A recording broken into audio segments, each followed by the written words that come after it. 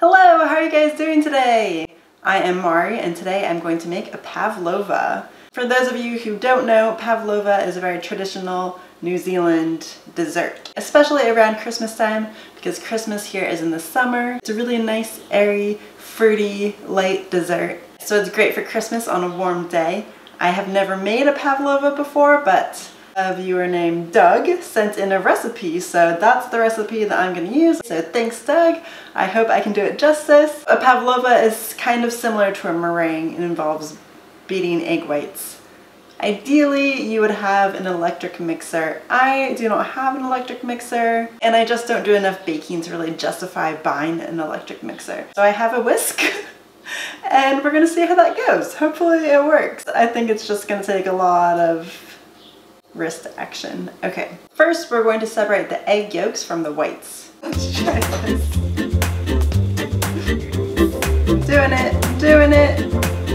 One, done. Good trick is to do it first in a smaller bowl and then put it in your big bowl, so if you do happen to get egg yolk in, you're not going to ruin all of them. Doug told me that. Thanks, Doug.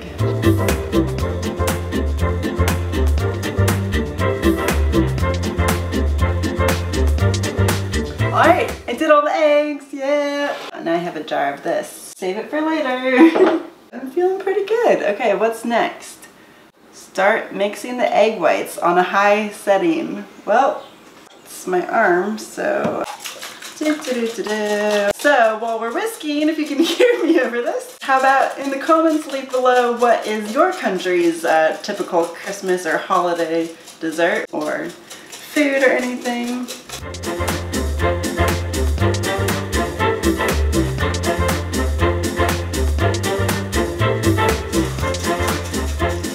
One thing that I did see was that the bowl has to be really clean, like make sure there's no oils or anything in the bowl, otherwise it makes it harder. Oh, switch arms. Yeah, dance party.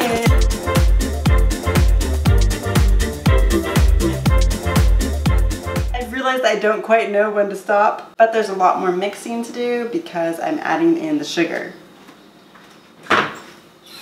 Now, the recipe calls for 500 grams of caster sugar, and Doug told me that just look for the 500 gram bag and then you don't have to measure it out, and that's really good. Because being an American, I would have no idea how to measure out 500 grams, aka I don't have a scale. So now the really fun part is I get to add in this whole bag of sugar 1 tablespoon at a time. So wish me luck. Oh, first of all, that took about 10 minutes to do that portion. All right. It's gonna be okay.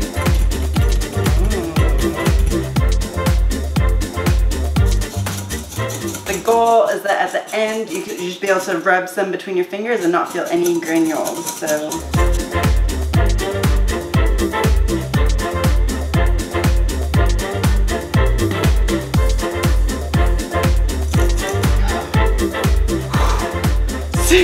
The interesting thing about pavlova is that there's kind of a little thing going on between Australia and New Zealand as who actually claims pavlova as their dessert. I'm not going to get involved. Who needs to go to the gym?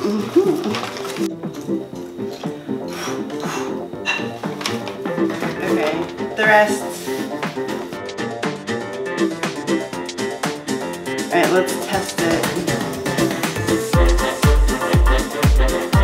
Oh no, I can definitely still feel sugar. We've got a lot more mixing to do. Okay, I've been mixing for like a good half an hour now. I can still feel the sugar granules, so I feel like I should keep mixing, but also like I don't know, man, my arm is so tired. While I think about that, I'm gonna prepare the next step. Gotta take a break on my arm at least. So what we're gonna do now is measure out the rest of the ingredients. We need 4 teaspoons of corn flour. Corn flour is like cornstarch, if you're from the US. So I'm just adding them to a separate little bowl here. And then we need 2 teaspoons of vinegar, white vinegar. Doug's recipe says white wine vinegar, but I just have regular white vinegar, so hopefully that's fine. Then 1 teaspoon of vanilla. So we're going to mix this together. Back to mixing. Oh, I know what else I could do while I'm waiting for my arm to recover. We can line the baking tray. That's easy. Doug, thanks for your recommendation. He said to put a little bit of pavlova underneath so that it holds the paper down.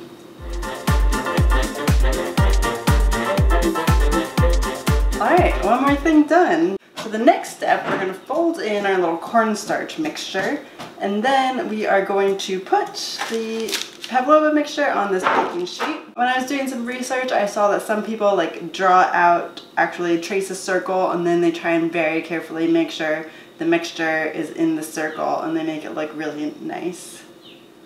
I'm not going to do that. Also, Doug didn't say to do that, so I'm following Doug's advice. Then we are going to put it in the oven, and then you have to let it cool in the oven for several hours. And then for topping, we're going to top it with a nice fresh whipped cream. Typically it's fresh fruit on top. Doug recommended making some fruit compotes, so you can make berry or feijoa or kiwi fruit. Since this is taking so long, I don't think I'm going to make the compote. Sorry, Doug. But a fresh fruit sounds delish, so we will do the fresh fruit. Look how thick it is. I mean, the whisk stands up. That's good, right? Okay, it's been an hour now since I've been mixing, so I think I'm just gonna have to say, like, I tried. I really tried. Okay, so we're gonna put in this corn flour mixture. Now we just gently fold this in. Alright, that looks pretty good. Let's put it on the baking sheet.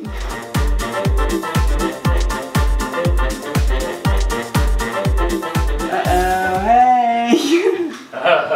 Whoa! Welcome home! Look at that! You're turning into a kiwi. Turns out it's really hard to do with your hand. Just spreading this around to make kind of a nice shape. That looks pretty good to me. Doug said it's okay if it looks rustic, so that's the feel we're going for. Into the oven for 1 hour.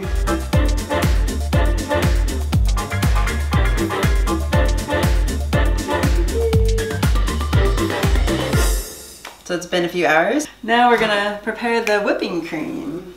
Doug recommends adding some Greek yogurt to it to like give it a more tart flavor. So I put some Greek yogurt in here.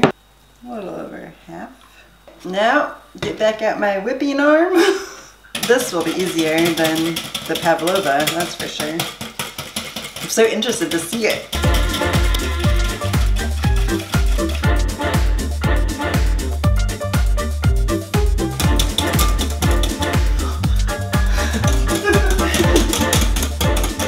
Alright, we did it!